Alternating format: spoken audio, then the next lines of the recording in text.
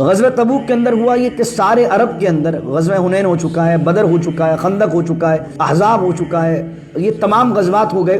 پورے عرب کے اندر فتح مکہ بھی ہو گیا، پورے عرب کے اندر مسلمانوں کی ایک جو ہے وہ پاور بن چکی ہے، مسلمان طاقت میں آ چکے ہیں۔ اب غزوہ تبوک کس سے ہے؟ رومن امپائر سے مسلمان ٹکرانے جا رہے ہیں۔ پتہ لگا کہ بھائی وہ جو رومن کا سپر سالار ہے قیصر، وہ مسلمانوں پر حملہ کرنا چاہتا، تو اس سے پہلے کہ وہ مدینہ آ کر حملہ کرے، نبی کریم صلی اللہ علیہ وسلم نے ارشاد فرمایا کہ ہمیں چاہیے کہ ہم شام کی سرحدوں پر چل کر پہلے اس پر حملہ کریں۔ حضور علیہ الصلوۃ والسلام نے، گرمی کا موسم ہے، مال اسباب کی قلت ہے، سامان جانے کے لیے نہیں ہے، حضور علیہ الصلوۃ والسلام نے فرمایا چلو بھائی غزوہ تبوک میں چلو۔ اب ایسے موقع پر تمام لوگ جو ہے وہ غزوہ تبوک کے لیے روانہ ہوئے۔ یہی وہ غزوہ تھا کہ حضرت عثمان غنی کھڑے ہو کر کہتے ہیں کہ حضور 100 اونٹ میں سامان دیتا ہوں۔ حضور پھر کھڑے ہو کر کہتے ہیں کوئی ہے جو مجاہدین کے لیے سامان دے؟ حضرت عثمان ہی دوبارہ کھڑے ہو کر کہتے ہیں حضور 100 اونٹ اور دیتا ہوں۔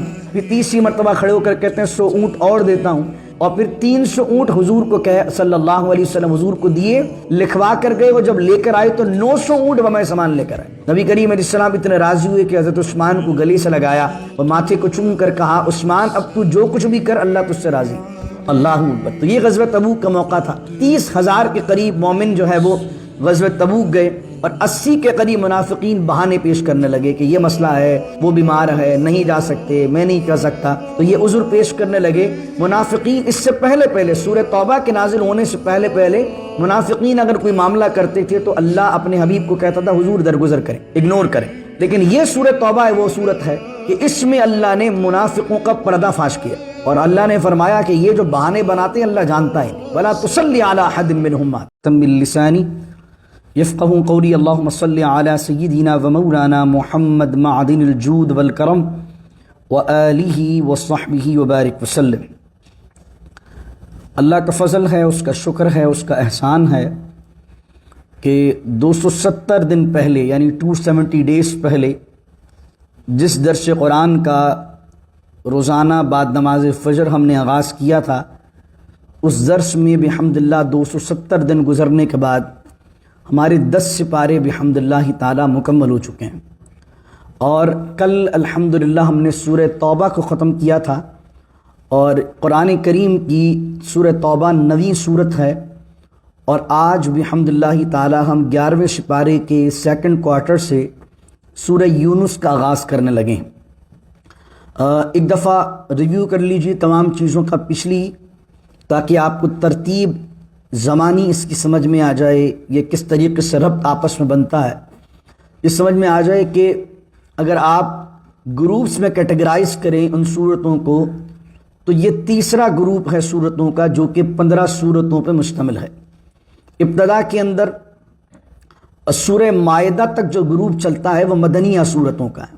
سورہ فاتحہ مکیہ ہے، اس کے علاوہ سورہ بقرہ مدنیہ ہے، اس کے علاوہ سورہ آل عمران مدنیہ ہے، سورہ نساء مدنیہ ہے، اور اس کے بعد جو ہے وہ 6 سپارے کے اندر سورہ مائدہ شروع ہوتی ہے، وہ مدنیہ ہے۔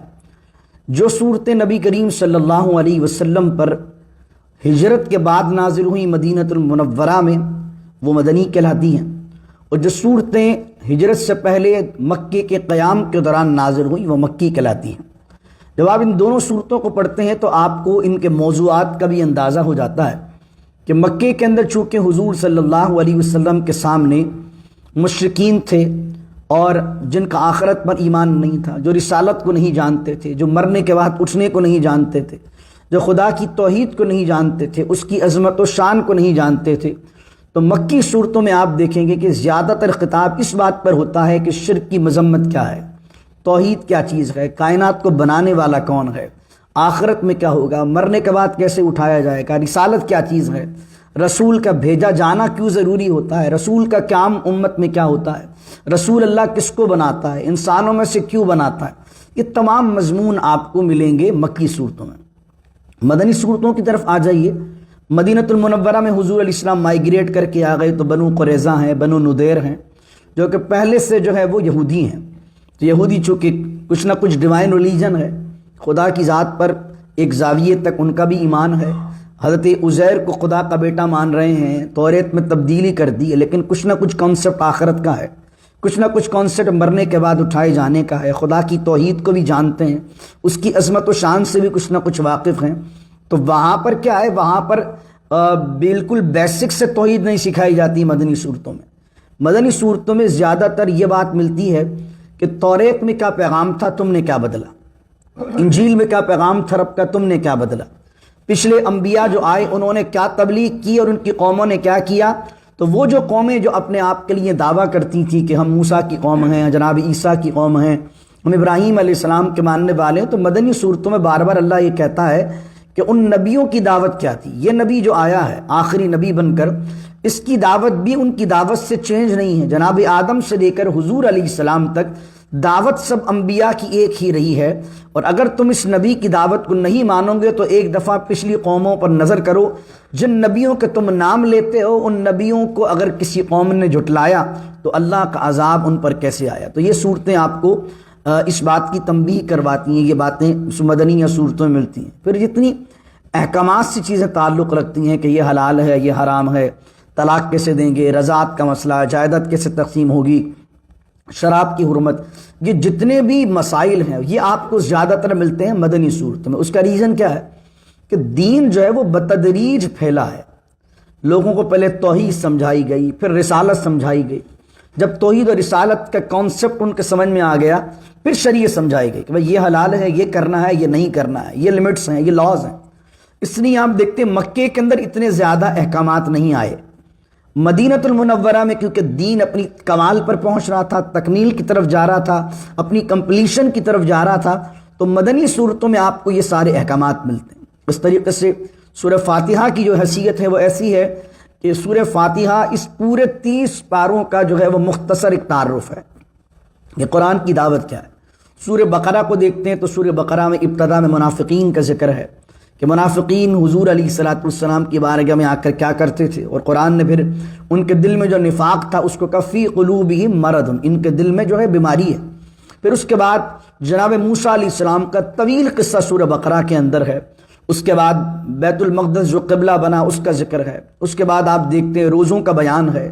پھر حج کے احکامات بھی سورہ بقرہ کے اندر ہی ہیں. پھر آگے چلتے ہیں تو آپ حیض کے مسائل، پیریڈز کے مسائل جو ہیں وہ بھی سورہ بقرہ کے اندر بھی ہیں. پھر طلاق کے مسائل بھی سورہ بقرہ کے اندر ہیں.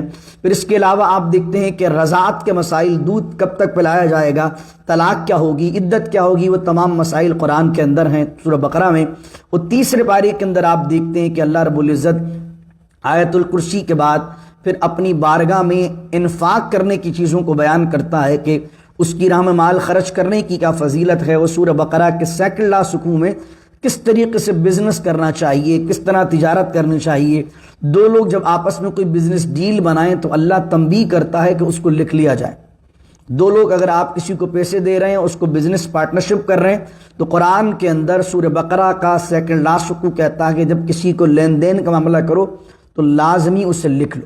اس کے بعد سورہ آل عمران سورہ بقرہ ختم ہوتی ہے، سورہ آل عمران شروع ہوتی ہے. سورہ آل عمران میں آپ دیکھتے ہیں کہ اس کا نام آل عمران ہے ہی اس لیے کہ نجران کے عیسائیوں کا ایک قافلہ آیا اور وہ حضور سے مناظرہ کرنے کے لیے آیا تھا. 40 سے 50 عیسائی ہیں جن کے پادری بھی ان کے ساتھ ہیں. وہ کہتے ہیں کہ ہم جناب عیسیٰ کے متعلق آپ سے بحث و مباحثہ کرنا چاہتے ہیں.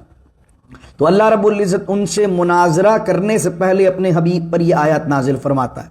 آل عمران حضرت مریم کے والد کا نام عمران ہے تو ان کی آل کا ذکر ہے، جناب مریم کی پیدائش کا ذکر ہے، جناب یحییٰ کی پیدائش کا ذکر ہے، جناب عیسیٰ کا اس میں ذکر ہے. اور تمام دلائل اور تمام یہ سورت کا آدھا حصہ جو ہے وہ نجران کے عیسائیوں کو پڑھ کر سنایا جاتا ہے. اور پھر آخر میں مباہلہ کی نوبت آتی ہے. پھر آپ چوتھے پارے کو دیکھتے ہیں تو چوتھے پارے کے اندر غزوہ بدر کا کچھ قصہ چلتا ہے کہ بدر کے معاملہ کیسا ہوا، کس طریقے سے اللہ نے بدر کے اندر مدد فرمائی. اور پھر سورہ آل عمران اپنے آخری رکوع پر وہاں اختتام پذیر ہوتی ہے جس کی آیتیں آج میں نے دوسری رکعت میں تلاوت کی ہیں. ربنا وآتنا ما وعدتنا علی رسولک ولا تخزنا یوم القیامہ. الہی ہمیں وہ عطا فرما دے جو تو نے اپنے رسولوں سے وعدہ کیا، ولا تخزنا یوم القیامہ، اور ہمیں محشر کے دن رسوا نہ کرنا. انک لا تخلف المیعاد، کہ بے شک تو اپنے وعدے کے خلاف نہیں کرتا. یہ جو آیات ہیں یہ سورہ آل عمران کی آخری رکوع کی آیات ہیں. پھر سورہ نساء شروع ہوتی ہے. سورہ نساء کا معنی عورت ہے. عورتوں کے اس میں مسائل ہیں کہ 4 شادیاں ہوں، 1 شادیاں کس تناظر میں ہیں، 4 شادیوں کی اجازت کس تناظر میں ہے، اور عورتوں کے ساتھ کس طریقے سے ایک انسان کو، بندہ مومن کو معاملات کرنے چاہیے. اور اس میں تمام چیزوں کو اللہ رب العزت بڑی تفصیل کے ساتھ سورہ نساء کے اندر بیان کیا جاتا ہے۔ آئلی زندگی جو فیملی لائف ہے وہ سورہ نساء جو ہے وہ آپ دیکھتے ہیں کہ اس کے حوالے سے ایک بہترین ماڈل ہے کہ اگر کسی شخص کو اپنی فیملی لائف دیکھنی ہو کہ کس طریقے سے ڈیل کرنا ہے، اس سے چاہیے کہ سورہ نساء کو پڑھ لے۔ اس لیے علماء نے لکھا کہ بچیوں کو کم از کم جو ہے وہ سورہ نساء کا کورس کروا دیا جائے تاکہ بچیوں کو پتا ہو کہ گھریلو لائف کو کس طرح لے کر چلنا ہے۔ اس کے بعد آپ دیکھتے ہیں سورہ مائدہ آتی ہے، سورہ مائدہ کے اندر وضو کس طرح کرنا ہے، مسافر کی نماز کیسے ہے، اور اس کے علاوہ جو لوگ شرک کر رہے تھے، جانوروں کو بتوں کے نام پر ذبح کر رہے تھے، ان کا ذکر آتا ہے۔ اور اس کے بعد سورہ مائدہ چلتی ہے اور اختتام ہوتا ہے اس کا 7ویں سپارے میں۔ اور مائدہ اس کو اس لیے کہا جاتا ہے کہ مائدہ کا معنی ہوتا ہے دسترخوان، اور جناب عیسیٰ کی قوم آپ سے کہتی ہے کہ آپ دعا کر دیں اللہ آسمان سے دسترخوان نازل کرے، تو بالکل سیکنڈ لاسٹ رکوع میں سورہ مائدہ کے وہ دعا کا ذکر ہے، اس لیے اس کو سورہ مائدہ کہا جاتا ہے۔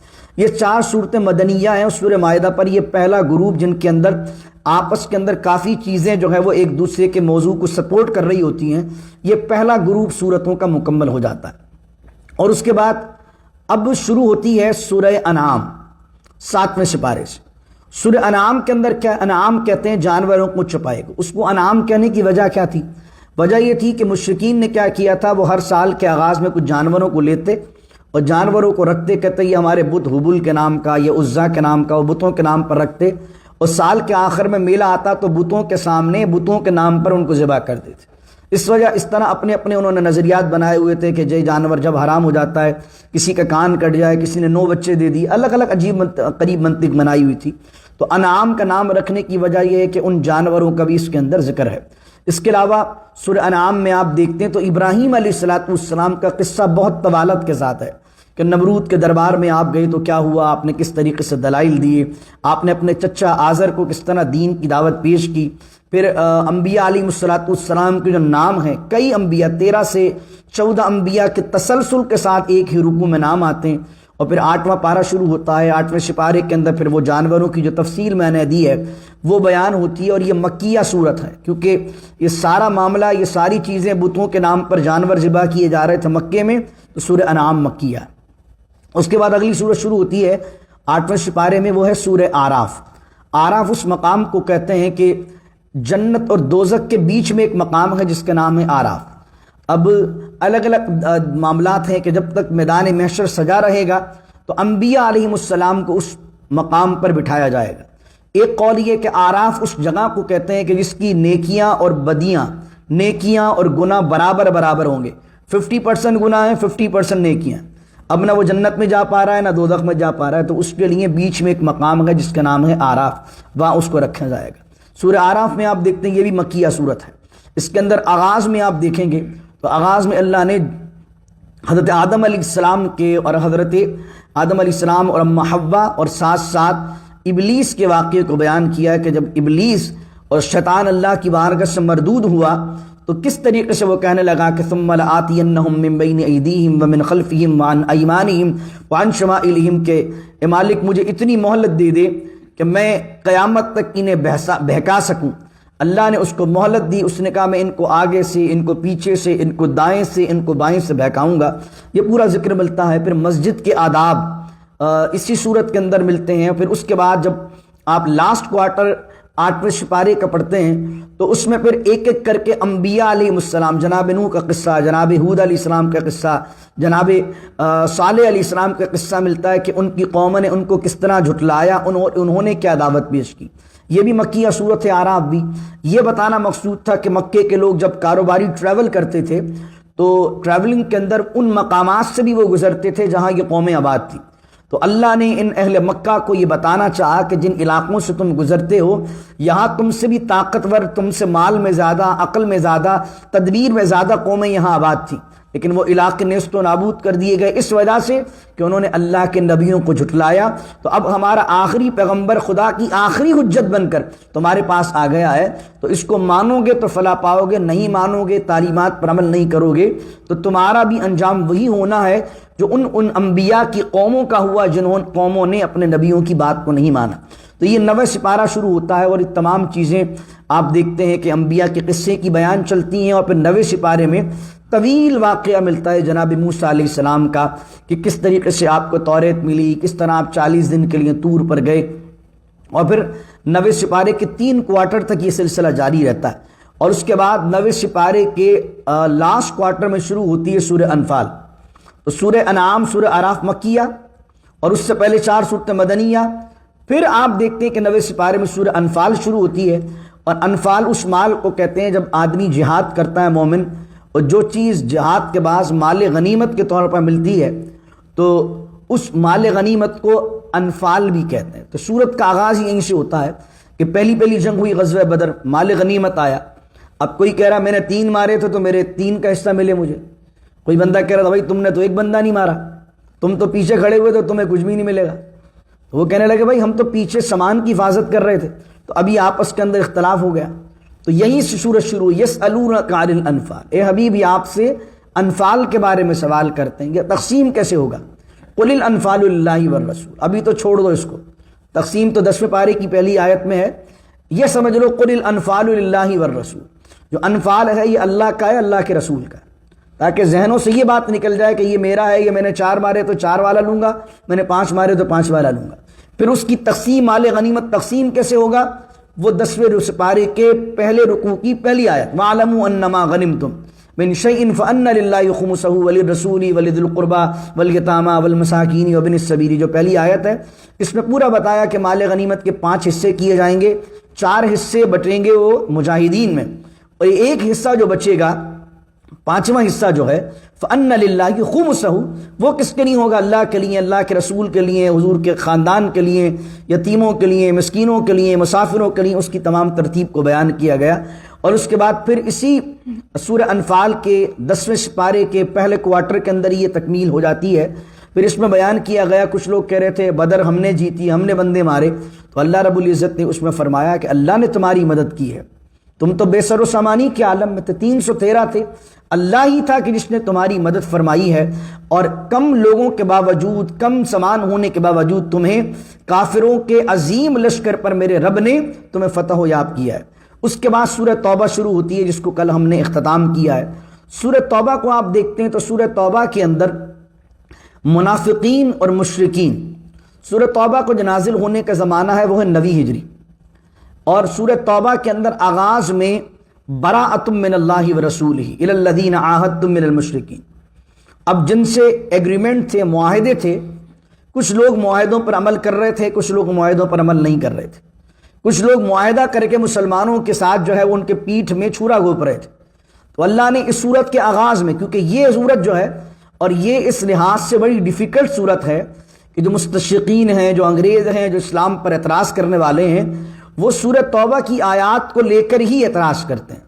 تو اگر آپ کو سورہ توبہ کی آیات کا کانسیپٹ، اس کا بیک گراؤنڈ پتہ نہیں ہوگا تو وہ اسی آیات کو لے کر کہتے ہیں کہ دیکھو اسلام تو یہ کہتا ہے اس کو مار دو، اس کو مار دو، اس سے لڑ لو، اس سے لڑ لو۔ جب تک وہ اس پورے کانسیپٹ کو نہیں سمجھیں گے کہ کس تناظر کے اندر اللہ آیت نازل کر رہا ہے، تو جب تک ان کو یہ صورت سمجھ میں نہیں آنی، اور کوئی مسلمان بھی اگر اس صورت کو نہیں سمجھے گا، سورہ توبہ کو صحیح انداز سے، تو وہ ان کافروں کی ان آیات پر ہونے والے اعتراضات کا جوابات نہیں دے سکتا۔ تو اس لیے شروع میں کیا ہوا کہ جو معاہدے مسلمانوں نے کیے ہوئے تھے اور پیچھے سے وہ مشرکین سے منافقین ملے ہوئے تھے یا کسی اور قبیلے سے ملے ہوئے تھے، تو اللہ نے کہا کہ اے حبیب ان کو 4 مہینے کی مہلت دے دیں، اور ان سے کہہ دیں کہ اس کے بعد یا تو ہم سے لڑو یا پھر عرب خالی کرو، کیونکہ تم معاہدے کی پاسداری نہیں کرو۔ فسیحوا فی الارض 4 اشہر، زمین میں چلو پھرو 4 اشہر، 4 مہینے۔ وَاعْلَمُوا أَنَّكُمْ غَيْرُ مُعْجِزِ اللَّهِ، اور یہ یاد رکھو کہ تم اللہ کو مجبور اور عاجز نہیں کر سکتے۔ یہاں یہ بیان کر دیا کہ 4 مہینے تمہارے پاس، اور 4 مہینے میں اپنا بوریا بستر سمیٹو۔ اور دوسری طرف کیا فرمایا گیا؟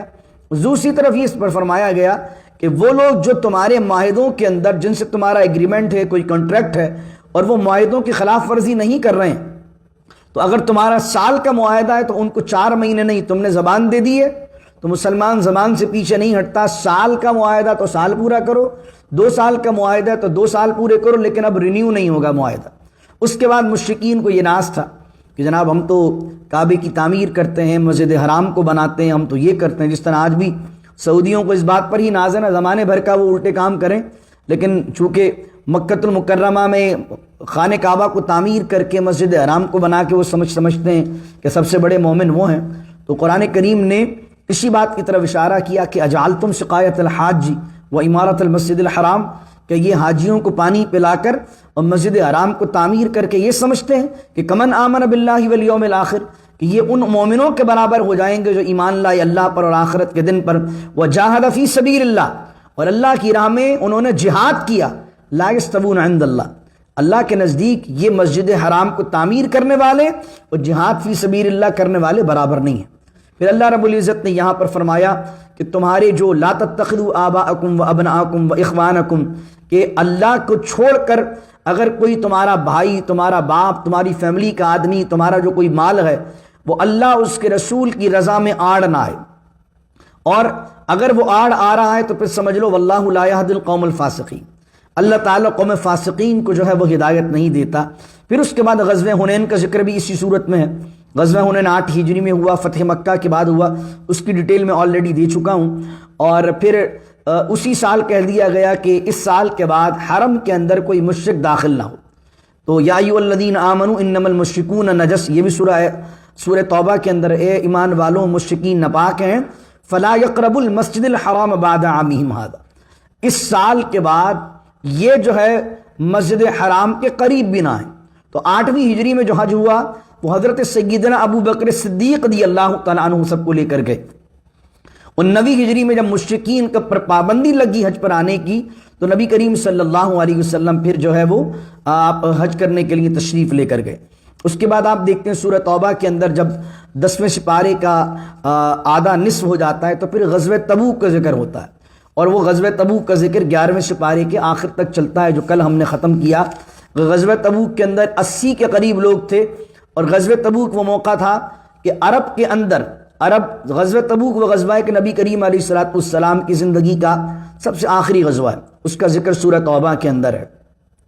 تو غزوہ تبوک کے اندر ہوا یہ کہ سارے عرب کے اندر غزوہ حنین ہو چکا ہے، بدر ہو چکا ہے، خندق ہو چکا ہے، احزاب ہو چکا ہے، یہ تمام غزوات ہو گئے۔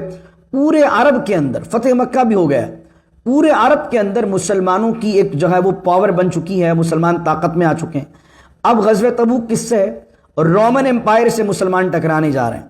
پتہ لگا کہ بھائی وہ جو رومن کا سپہ سالار ہے قیصر، وہ مسلمانوں پر حملہ کرنا چاہتا، تو اس سے پہلے کہ وہ مدینہ آ کر حملہ کرے، نبی کریم صلی اللہ علیہ وسلم نے ارشاد فرمایا کہ ہمیں چاہیے کہ ہم شام کی سرحدوں پر چل کر پہلے اس پر حملہ کریں۔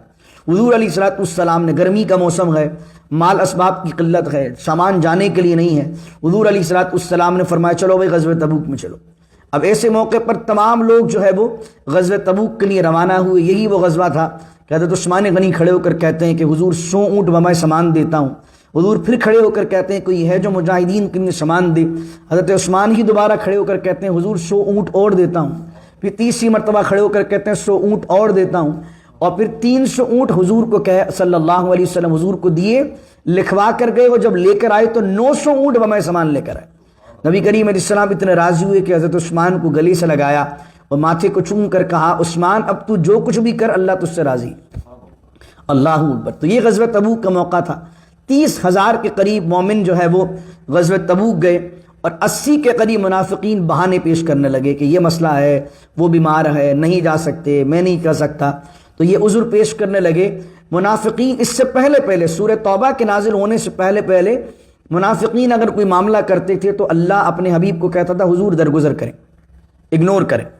لیکن یہ سورہ توبہ وہ صورت ہے کہ اس میں اللہ نے منافقوں کا پردہ فاش کیا، اور اللہ نے فرمایا کہ یہ جو بہانے بناتے ہیں اللہ جانتا ہے انہیں، اور اے حبیب اگر یہ مر جائیں ولا تصلی علی احد منہم مات، یہ مر جائیں تو ان کی اب نماز جنازہ نہیں پڑھنی آپ کو، اور ولا تقم علی قبری، اور اگر یہ مر جائیں تو ان کی قبر کے پاس کھڑا نہیں ہونا آپ کو۔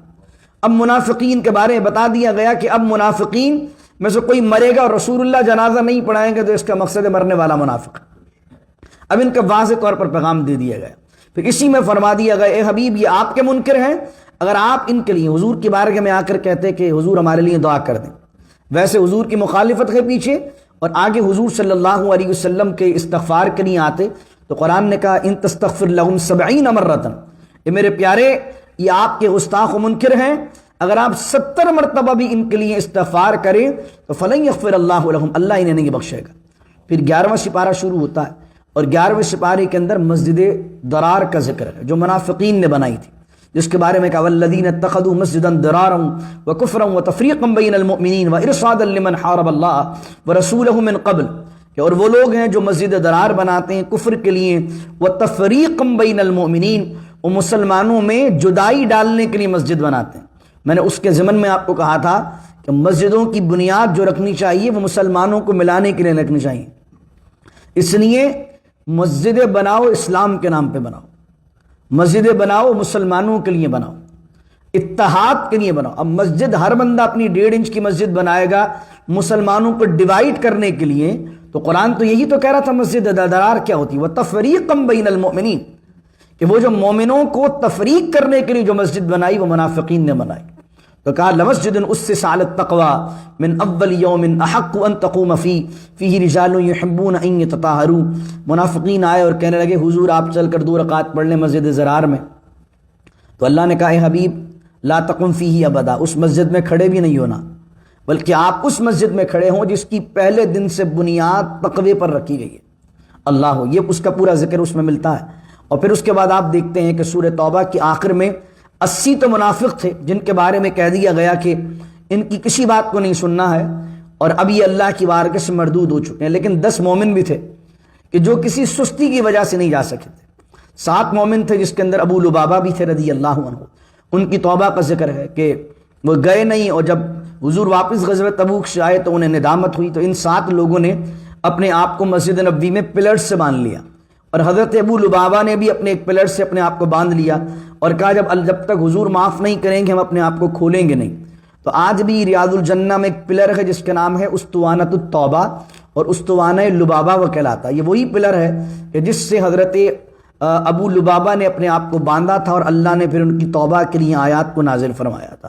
پھر 3 وہ لوگ تھے کہ جن لوگوں نے آ کر، وہ بھی مومن تھے، حضرت کعب بن مالک جن کا میں نے کل جمعے میں ذکر کیا تھا، ان کا ذکر آتا ہے، پھر ان کی توبہ کا ذکر آتا ہے. اور اس طریقے سے لقد جاءکم رسول من انفسکم اور فإن تولوا فقل حسبی اللہ پر سورہ توبہ جو ہے وہ بحمد اللہ تعالی مکمل ہو جاتی ہے. تو یہ پورا کا پورا بیک گراؤنڈ تھا. اور اب یہ دوبارہ ایک نئی سورت شروع ہو رہی ہے جس کی میں آج جو ہے صرف 4 ہی آیتیں پڑھوں گا، اور اس کے بعد انشاءاللہ عز و جل ناشتے کا سب کے لیے اتمام ہے. یہ تمام چیزیں سمجھانے کے بعد اب یہ ہے تیسرا گروپ شروع ہو رہا ہے. اور قرآن کریم کے اندر آپ سب کو معلوم ہے کہ 7 منزلیں ہیں، تو 2 منزلیں سورہ توبہ پر ختم ہو جاتی ہیں، اور تیسری منزل کا جو آغاز ہوتا ہے وہ سورہ یونس سے ہوتا ہے. اور یہ جو قرآن کریم کے اندر جو باہمی ربط ہے صورتوں کا، یہ ہے تیسرا گروپ. اور تیسرا گروپ جو چلتا ہے 15 صورتوں پہ، یعنی 18ویں سپارے میں جا کر جو سورہ نور شروع ہوگی، یعنی سورہ یونس سے لے کر سورہ مومنون تک یہ 14 صورتیں ہیں جو مکیہ ہیں. اور اس کے بعد سورہ مومنون کے بعد 18ویں سپارے میں سورہ نور آئے گی جو مدنیہ ہے. اور یہ پورا گروپ جس کے اندر آپس کے اندر کافی مطابقت ہے معنی میں اور موضوعات کے اندر، آپ یہ دیکھتے ہیں کہ تیسرا گروپ وہاں ختم ہوگا. تو 2 منزلیں الحمدللہ ختم ہو چکی ہیں، تیسری منزل کا آغاز ہو رہا ہے. سورہ یونس ہے اور اس میں 109 آیتیں ہیں اور 11 رکوع اس سورت کے اندر موجود ہیں.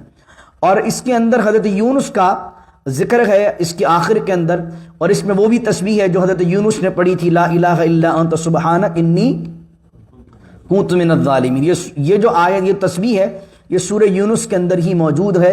اور اس وجہ سے حضرت یونس علیہ السلام کے نام پر اس سورت کے نام سورہ یونس ہے. وہ مختصر سے ذکر ہے حضرت یونس کا. باقی دلائل چونکہ میں نے شروع میں عرض کیا کہ مکیہ سورت ہے، باقی دلائل مشرکین مکہ کو دیے جا رہے ہیں. حضور نے تبلیغ کر دی، تو اب حضور علیہ السلام کی تبلیغ پر انہیں اعتراض ہو رہا ہے کہ حضور نبی کیسے بن گئے؟ نبی تو فرشتوں میں ہونا چاہیے تھا، جنات میں ہونا چاہیے تھا، یہ تو ہماری قوم میں سے نبی بن کر آ گئے. تو اب ان تمام چیزوں کا اللہ تعالیٰ رد فرما رہا ہے. اب پڑھیے بسم اللہ الرحمن الرحیم. سورہ یونس ہے، الف لام را، تلک آیات الکتاب الحکیم، اور یہ الف لام را ہے، تلک آیات الکتاب الحکیم، اور یہ آیات حکمت والی کتاب کی ہیں، یا یہ آیات جو کتاب کی ہیں وہ بڑی حکمت والی ہیں۔ الف لام را کیا ہے؟ ہر صورت کے آغاز میں جب بھی آیا ہے، میں نے ڈیٹیل دی آپ کو، الف لام را یہ حروف مقطعات کہلاتے ہیں۔ علامہ آلوسی رحمۃ اللہ علیہ اور بہت سارے علماء اس بات کے قائل ہیں، میجورٹی، کہ اس کی مراد اللہ جانتا ہے یا اللہ کے بتائے سے اس کا حبیب جانتا ہے، اس کے علاوہ کائنات میں اس کی اصل مراد کوئی نہیں جانتا۔ کچھ مفسرین کہتے ہیں کہ یہ سورتوں کے نام ہیں، سورت کا نام جو ہے یہ، کیونکہ یہ سورہ یونس ہے، یہ جو نام ہے یہ نام تو بعد کے لوگوں نے رکھے، تو وہ کہتے ہیں جو حروف مقطعات ہیں یہ سورتوں کے نام ہیں۔ کچھ بہت اچھی بات کرتے ہیں، جو آج کے جو آئی ٹی کے لوگ ہیں وہ زیادہ اس بات کو سمجھیں گے۔ کچھ یہ سمجھ کہتے ہیں کہ جناب یہ جو حروف مقطعات ہیں یہ کوڈ ورڈز ہیں، یہ سمجھ لیجئے ایک پروگرامنگ لینگویج ہے، ایک کوڈ ورڈ ہے کہ جس کے اندر آگے کی جو پوری صورت ہے اس کوڈ میں اللہ نے بیان کر دی۔ آپ یہ سمجھ لیجئے ایک فولڈر بنا ہوا ہے، مائی کمپیوٹر ہے، دکھ آپ کو مائی کمپیوٹر رہا، لیکن جب آپ اس پر کلک کرتے ہیں تو کلک کرتے ہیں تو اندر بہت سارے فولڈرز اوپن ہو جاتے ہیں۔ اسی طریقے سے آپ نے وی آر کا کوئی چشمہ لگایا تو آپ کو ایک چھوٹا سا چشمہ نظر آ رہا ہے، لیکن جب آپ نے لگا کے وی آر لگایا تو پورا ایک ورلڈ اس میں نظر آتا ہے آپ کو۔ تو اس طریقے سے الف لام را یا الف لام میم یا حامیم، یہ جو ہے جو صورت آگے بیان ہونی ہے اس کی جو ہے وہ کوڈ لینگویج ہے، اور اس کوڈ لینگویج کو کون جانے گا؟ پروگرامر جانے گا، یا پروگرامر نے جس کو یہ پروگرامنگ لینگویج سکھائی ہوگی وہ جانے گا۔ تو اس کا پروگرامر کون ہے؟ اللہ رب العزت ہے، اور اس پروگرامنگ لینگویج سکھانے والا کس کو سکھائی ہے؟ پیارے آقا صلی اللہ علیہ وسلم۔ اس کو اس انداز سے سمجھیے۔ باقی اصل مراد کیا ہے یہ اللہ جانتا ہے، یہ اللہ کا حبیب جانتا ہے۔ تلک آیات الکتاب الحکیم، اس کتاب میں جو آیات ہیں وہ بڑی حکمت آموز ہیں، بہت لاجیکل ہیں۔ ایسا نہیں ہے کہ آدمی کے عقل میں نہیں آئے گی، یہ قرآن ایسی بہترین کتاب ہے کہ جس کی ہر آیت بہت حکمت والی ہے۔ اکان للناس عجبا ان اوحینا الی رجل منہم، اور ان لوگوں کو کس چیز نے تعجب میں ڈالا؟ ان اوحینا الی رجل منہم، کہ ہم نے وحی نازل کی انہی میں سے ایک مرد کامل پر۔ وہی جو میں نے بات عرض کی کہ مشرکین کو سب سے بڑا اعتراض کیا تھا، وہ یہ کہتے تھے کہ یہ تو ہماری طرح چلتے ہیں، ہماری طرح بازاروں میں جاتے ہیں، ہماری طرح شادیاں کرتے ہیں، تو یہ کیسے نبی ہو سکتے ہیں؟ تو کہتے ہیں ان کو اس چیز نے تعجب میں ڈالا، حالانکہ ان پر تو یہ کرم و فضل ہوا کہ جس شخص کو یہ بچپن سے جانتے ہیں ہم نے اسی کو اللہ رب العزت نے نبوت سے سرفراز فرما دیا، اس کو اپنا محبوب بنا کر دنیا میں بھیجا۔ تو جس شخص کو یہ جانتے ہیں آلریڈی، اسی کو ہم نے جو ہے وہ اپنا محبوب بنا کر دنیا میں بھیجا، تو یہ اس کی لینگویج کو سمجھتے ہیں، اس کے مزاج کو سمجھتے ہیں، اس کے خاندان کو جانتے ہیں۔ تو جو آدمی جس کو جانتا پہچانتا ہو اس کی بات سمجھتا جلدی ہے، تاکہ اس سے انسیت ہوتی ہے۔ تو اللہ کہہ رہا ہے ان اوحینا، انہیں اس بات پر تعجب ہوا کہ ہم نے انہی میں سے ایک مرد کامل پر وحی اتاری ہے، کہ اور وہ مرد کامل کرتا کیا ہے؟ ان انذر الناس، کہ وہ انذار کرتا ہے لوگوں کو۔ انذار کس کو کہتے ہیں؟ خبردار کرنا، ڈرانا۔ جو لوگ خدا کے نافرمان ہیں نبی کا کام ہے انذار کرنا، انہیں بتائے کہ یہ دنیا فانی ہے، رب کے احکام یہ ہیں، اور نافرمانی کرو گے تو تمہارے ساتھ ہی ہوگا۔ ان انذر الناس، انہیں اس بات پر تعجب ہے کہ اللہ نے انہی میں سے ایک مرد کامل پر اپنی وحی کو نازل فرمایا۔ ان انذر الناس، وہ لوگوں کو ڈراتا ہے، وبشر الذین آمنوا، اور بشارت دیتا ہے ان لوگوں کو کہ جو ایمان لائے، ان لہم قدم صدق عند ربہم، وہ جو ایمان لانے والے ہیں ان کے لیے قدم صدقن ہے عند ربہم، اپنے رب کے پاس۔ یہ قدم صدقن کیا ہے؟ قدم کس کو کہتے ہیں؟ جو چیز نیکسٹ ہوتی ہے اس کو قدم کہتے ہیں۔ آپ اپنے پیر کے قدم کو قدم کیوں کہتے ہیں؟ کیونکہ آپ الٹا نہیں چلتے، آپ جو ہے وہ آگے ہی چلتے ہیں، جو نیکسٹ آپ کا پیر آگے پڑے گا اس کو آپ قدم کہتے ہیں۔ تو ان لہم قدم صدقن، سچا قدم، ایسی چیز جو آگے آنے والی ہے اور وہ سچی اور حق ہو۔ اس کے بارے میں علامہ آلوسی لکھتے ہیں یہ قدم صدقین کیا ہے؟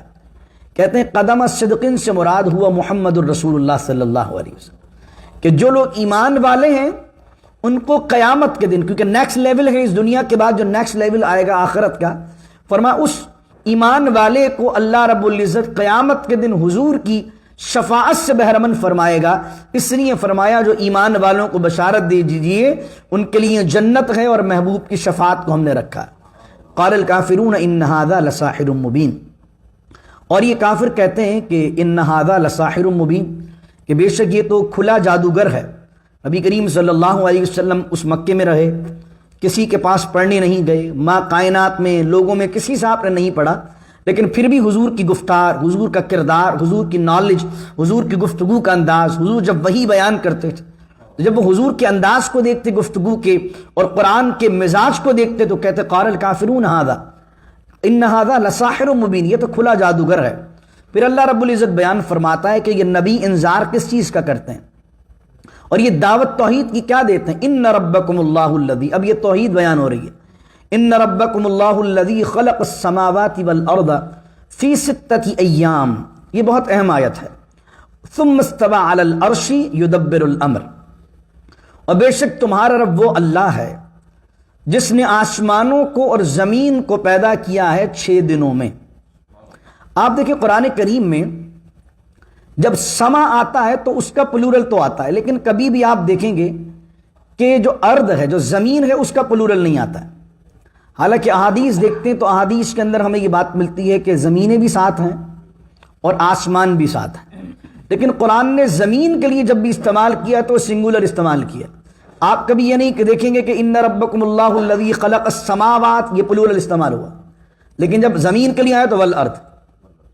قرآن کریم کی ایک آیت ہے 29ویں سپارے میں جس سے صرف یہ کلو اور اشارہ ملتا ہے کہ زمینیں بھی ساتھ ہیں۔ وہ کون سی آیت ہے؟ اللہ الذی خلق 7 سماوات، اللہ نے 7 آسمان پیدا کیے، ومن الارض مثلہن، اور اسی کے مثل زمین پیدا کی۔ مثلہن کہہ کر بیان کر دیا گیا جس طریقے سے 7 آسمان ہیں اسی طریقے سے 7 زمینیں، لیکن 7 آسمان سے کیا مراد ہے؟ یہ ابھی تک متشابہ آیت ہے۔ 7 آسمان سے مراد 7 پلینٹس ہیں، 7 عالم ہیں، 7 گلیکسیز ہیں، 7 بلیک ہولز ہیں، اللہ جانے۔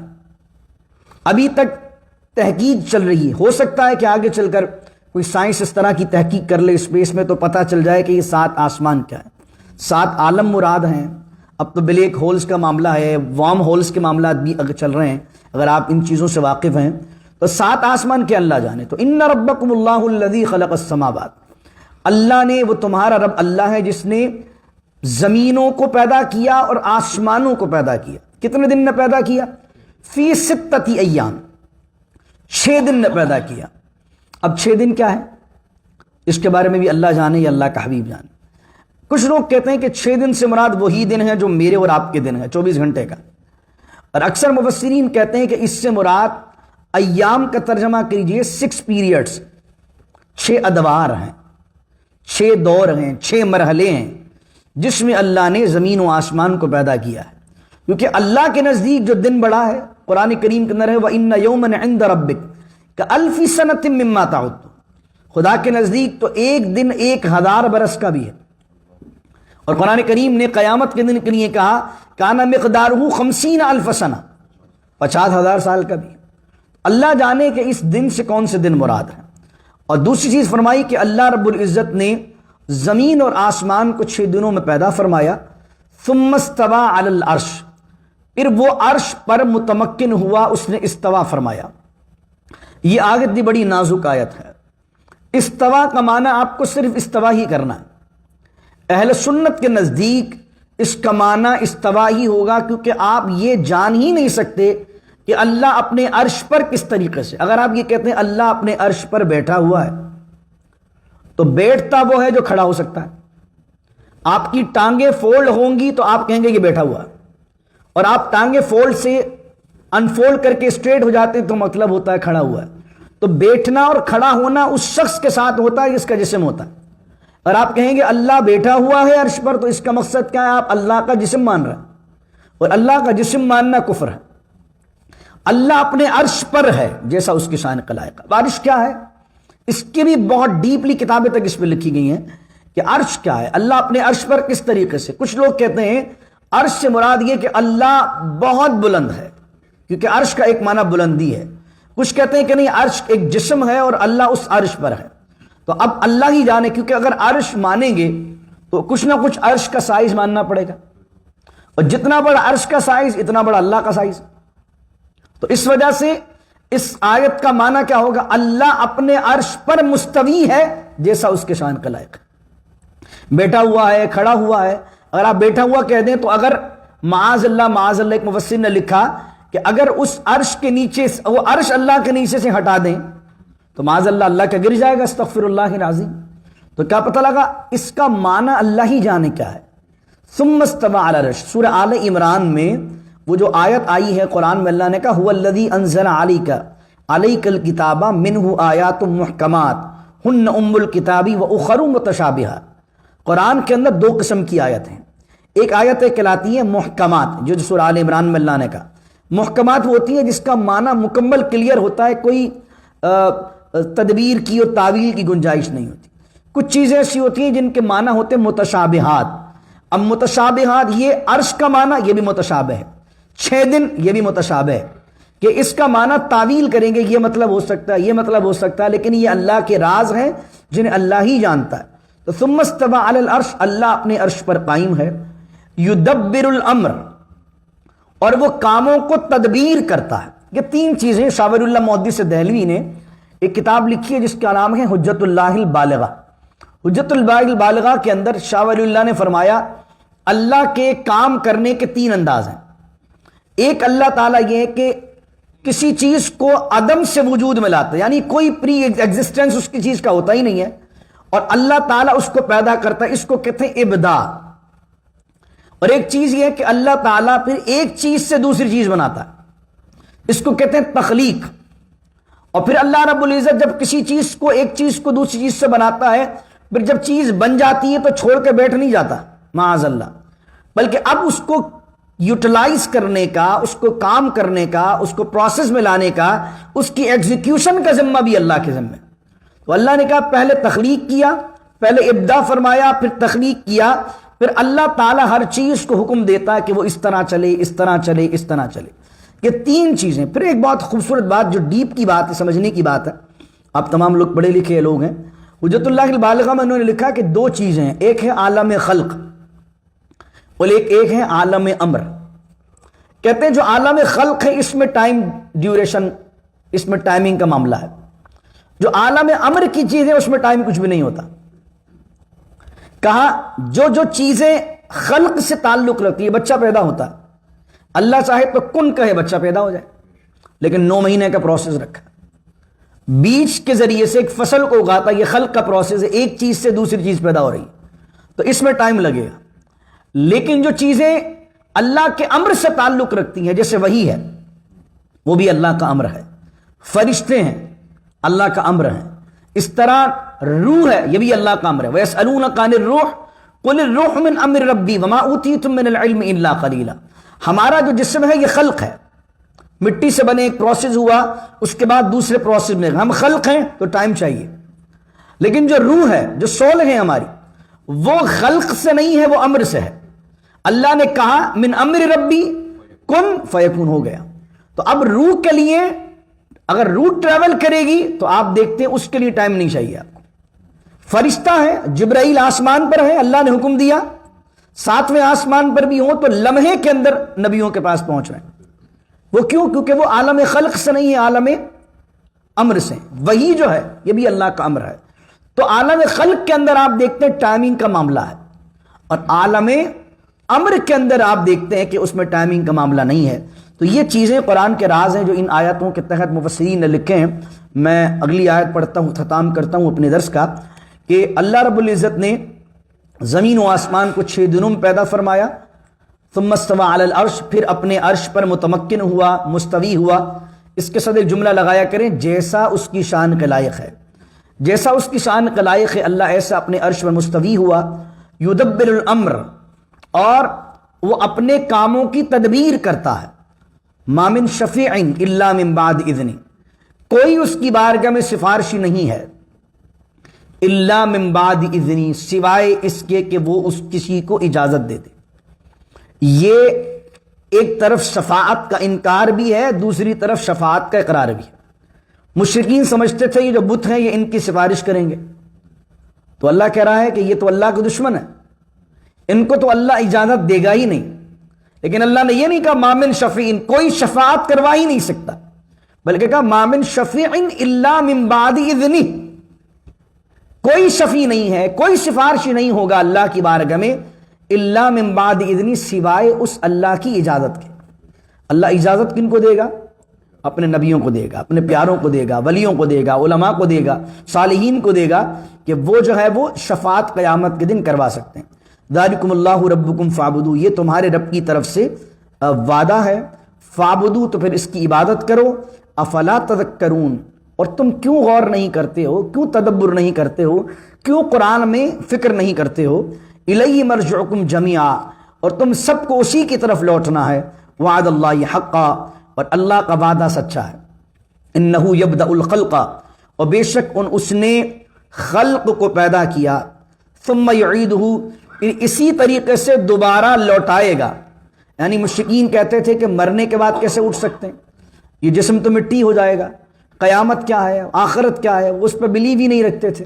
تو اللہ نے کہا جو رب مٹی سے تمہیں پیدا کرنے پر قادر ہے، جس نے پہلی مرتبہ تمہیں مٹی سے انسان بنایا ہے، وہ دوبارہ بھی مٹی سے انسان آخرت کے دن تمہیں بنانے پر قادر ہے۔ انہ یبدأ الخلق ثم یعیدہ، اور بے شک وہی خلق ابدا کرتا ہے، ثم یعیدہ، پھر وہ لوٹائے گا۔ لیجزی الذین آمنوا، کیوں لوٹائے گا، آخرت کیوں ہوگی؟ لیجزی الذین آمنوا وعملوا الصالحات بالقسط، تاکہ اللہ بدلہ دے ایمان والوں کو جنہوں نے نیک اعمال کیے، بالقسط، انصاف کے ساتھ۔ والذین کفروا لہم شراب من حمیم، اور جنہوں نے کفر کیا ان کے لیے کھولتا ہوا پینے کا پانی ہے، وعذاب علیم، اور ان کے لیے دردناک عذاب ہے، بما کانوا یکفرون، اس سبب سے کہ وہ اللہ کا انکار کیا کرتے تھے۔ بحمد اللہ تعالیٰ سورہ یونس کی 4 آیتیں اس درس میں ہماری مکمل ہوئیں۔ اللہ رب العزت اپنے کرم سے، اپنے فضل سے ہمارا اس درس میں پورے قرآن کی تفسیر کو مکمل کرنا نصیب فرمائے۔ آپ سب سے گزارش ہے کہ جب جب آپ کے پاس وقت ہوا کرے فجر یہیں پڑھیں، درس کو سنیں، کم از کم ویکینڈ پر تشریف لائیں۔ ویکینڈ پر نہیں آ سکتے تو جس دن ہم سپارہ ختم کرتے ہیں، ایوری سپارے پر ہم جو ہے وہ دیکھتے ہیں کہ ہم ناشتے کا اہتمام کرتے ہیں، تو کم از کم اس دعا میں ضرور شامل ہو جائے کریں تاکہ پورے پارے کی برکت مل جائے۔ اور اس دفعہ تو خوشی کی بات یہ ہے کہ الحمدللہ 10 سپارے ہو گئے، تو قرآن کا 1/3 الحمدللہ ہمارا مکمل ہو گیا۔ تو اللہ آپ سب پر کرم اور فضل فرمائے۔ ایک مرتبہ آپ سب سورہ فاتحہ پڑھیں اور 3 مرتبہ سورہ اخلاص پڑھیں، تاکہ ہمارے ماں باپ میں، والدین میں جو اس دنیا سے انتقال کر گیا ہوں اس کو بھی ایصال ثواب کر دیں۔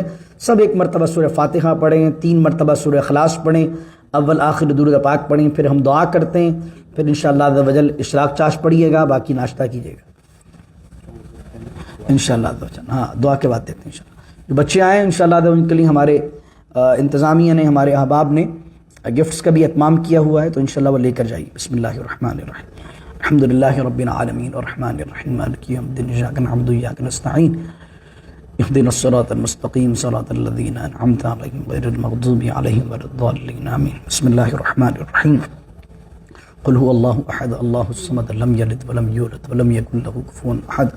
بسم اللہ الرحمن الرحیم، قل هو اللہ احد اللہ الصمد لم یلد ولم یولد ولم یکن له کفوا احد۔ بسم اللہ الرحمن الرحیم، قل هو اللہ احد اللہ الصمد لم یلد ولم یولد ولم یکن له کفوا احد۔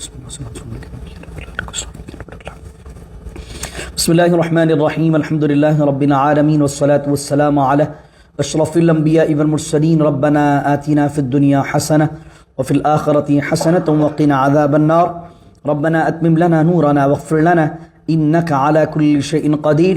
ربنا هب لنا من ازواجنا وذرياتنا قرة اعين واجعلنا للمتقين اماما۔ رب يسر ولا تعسر وتمم بالخير۔ اللهم انا نسألك علما نافعا ورزقا واسعا وشفاء من كل داء۔ اللهم انا نسألك العفو والعافية في الدين والدنيا والآخرة۔ اللهم اكفني بحلالك عن حرامك وأغنني بفضلك عمن سواك، واحفظني بما حفظت به الذكر، وانصرني بما نصرت به الرسل، إنك على كل شيء قدير۔ اللهم ربنا لا تزغ قلوبنا بعد إذ هديتنا وهب لنا من لدنك رحمة إنك أنت الوهاب۔ حسبي الله لا إله إلا هو علیہ توکلت وہو رب العرش العظیم لقد جاءکم رسول من انفسکم عزیز علیہ ما عنتم حریص علیکم بالمؤمنین رؤوف الرحیم فإن تولوا فقل حسبی اللہ لا الہ الا ہو علیہ توکلت وہو رب العرش العظیم صلی اللہ علیہ یا محمد صلی اللہ علیہ وسلم صلی اللہ علیہ یا محمد صلی اللہ علیہ وسلم صلی اللہ علیہ یا محمد صلی اللہ علیہ وسلم اللہم انی اسألک واتوجہ الیک من محمد النبی الرحمہ یا رسول اللہ انی قد توجہت بک الى ربی فی حاجتی هذه لتقضى اللہم فشفیہ فی اللہم عز الاسلام والمسلمین اللہم عز الاسلام والمسلمین وذلت المشرکین والظالمین الہ العالمین اپنے کرم کا صدقہ اپنے فضل کا صدقہ تیری عنایت ہے تیرا فضل ہے تیرا شکر ہے کہ میرے مولا اس درس میں ہم نے سورہ توبہ کو مکمل کیا اس میں جو کچھ کمی کوتاہی کجی ہے کچھ یا رب العالمین غلطی ہوئی ہے یقیناً وہ میری خطا ہے میری کم عقلی ہے میری کم علمی ہے میری نادانی ہے یا رب العالمین اگر کہیں غلطی ہوئی ہو تو اپنے کرم سے اپنی رحمت سے معاف فرما دے یا رب العالمین جو اس میں حق بیان کیا ہے اس میں میرا کوئی کمال نہیں میرے مولا سب تیری عطا ہے سب تیرا فضل ہے سب تیری عنایت ہے سب تیرا کرم ہے الہی جو حق بیان کیا ہے اس کو اپنی بارگاہ میں قبول فرما لے مالک کریم اس کا ثواب تیری بارگاہ بے کس پناہ میں پیش کرتے ہیں قبول فرما اس کا ثواب حضور جان عالم صلی اللہ علیہ وسلم کی بارگاہ میں ہدیتاً تحفتاً پیش کرتے ہیں قبول فرما اس کا ثواب صحابہ کرام رضوان اللہ علیہ مجمعین کو پیش کرتے ہیں عطا فرما خصوصاً خلفۂ راشدین صحابہ کرام میں سیدنا ابو بکر صدیق عمر فاروق عثمان غنی حضرت علی کرم اللہ وجہ الکریم کو پیش کرتے ہیں عطا فرما حضور علیہ الصلوۃ والسلام کی اہل بیت اطہار میرے آقا کے صاحبزادے صاحبزادیاں میرے آقا کے والدین ماجدین حضرت عبداللہ سیدہ آمنہ رضی اللہ تعالی عنہما حضور صلی اللہ علیہ وسلم کے چچا جان سید الشہداء امیر حمزہ تمام غزوات میں شامل ہونے والے مجاہدین اسلام حضور صلی اللہ علیہ وسلم کی ازواج مطہرات یعنی کہ ہماری مائیں سب کو ہم پیش کرتے ہیں قبول و منظور فرما یا رب العالمین تیرے کاملین و صالحین و محبوبین کو پیش کرتے ہیں عطا فرما یا رب العالمین سیدنا شیخ عبد القادر جیلانی کو پیش کرتے ہیں عطا فرما حضرت خواجہ معین الدین حضرت غریب نواز کو پیش کرتے ہیں عطا فرما حضرت نظام الدین اولیاء محبوب الہی کو پیش کرتے ہیں عطا فرما دنیا میں میرے مولا جہاں جہاں تیرے نیک بندے آرام فرمائیں سب کی روحوں کو اصال کرتے ہیں عطا فرما آدم علیہ السلام سے لے کر قیامت تک کے مسلمانوں کو عطا فرما جملہ مومنین و مومنات کو پیش کرتے ہیں عطا فرما ہمارے عزیز و اقربا محلہ پڑوس دوست احباب والدین میں بہن بھائیوں میں جو اس دنیا سے ایمان کی حالت میں چلا گیا جتنے میرے بھائی بیٹھے اگر مالک ان میں کسی کے والد کا کسی کی والدہ کا انتقال ہو چکا ہو کسی کے بھائی بہن اس دنیا سے چلے گئے ہوں تو آج میرے مولا اس درس کا ثواب ہمارے پڑھنے کا ثواب شرکت کا ثواب اہتمام کا ثواب میرے مولا تمام مرحومین کو پیش کرتے ہیں عطا فرما سب کے صغیرہ کبیرہ گناہوں کو معاف فرما سب کی حتمی بخشش و مغفرت فرما یا رب العالمین قبر کے اندر حضور کے جلووں سے منور فرما دے قیامت کے دن حضور کی شفاعت سے بہرمن فرما حضور کے ہاتھوں سے قیامت کے دن جام کوثر پینا نصیب فرما الہی پل صراط پر ہمیں آسانی عطا فرما قیامت کے دن حضور کا جنت پڑوس عطا فرمانا نبی کریم صلی اللہ علیہ وسلم کی محبت میں استقامت عطا فرما حضور کی سیرت پر عمل کرنے والا بنا قرآن کے نور سے ہمارے سینے کو مزین و منور فرما قرآن کو ہمارے لیے ہدایت کا ذریعہ بنا دے یا رب العالمین قرآن کے احکامات پر ہمیں چلنا نصیب فرما میرے مولا اس قرآن کے اندر جن کے لیے تو نے وعدہ کیا ہے کہ جنت تیار ہے